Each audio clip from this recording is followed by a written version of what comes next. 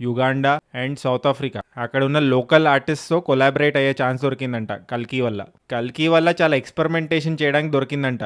Scratch నుంచి create చేశాడంట ఆయన మ్యూజిక్. ప్రపంచంలో ఇంతమంది మ్యూజిక్ డైరెక్టర్స్ ఉన్న నాగశ్విన్ సంతోష్ నారాయణనే సెలెక్ట్ చేసుకోవడానికి కారణం ఏంటంటే నాగశ్విన్కి కుక్కు ఇంకా మద్రాస్ సినిమా మ్యూజిక్ నచ్చిందంట భయ్య. చాలా సోల్ఫుల్గా ఉంటుంది ఆ మూవీస్లో మ్యూజిక్.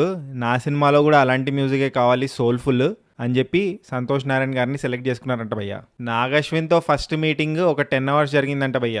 అదే వాళ్ళు ఫస్ట్ టైం కలవడం అంట. యూజువలీ సంతోష్ నారాయణ అంత యాక్సెసిబుల్ కాదంట భయ్య. అరే డేట్స్ మేనేజ్ చేసే వాళ్ళు కూడా ఎవరు లేరంట. సో కల్కి ప్రొడ్యూసర్స్ చెప్పారంట సంతోష్ నారాయణకి చాలా కామెడీగా, బాబు ఒక సిమ్ కార్డ్ తీసుకో స్పెసిఫిక్గా మా సినిమాకి, దానికి మీకు కాల్ చేస్తాం, ఎప్పుడు యాక్సెసిబుల్ ఉండండి అని. సో కల్కి సినిమాకి ఒక సపరేట్ సిమ్ కార్డ్ తీసుకున్నాడంట భయ్య సంతోష్ నారాయణ.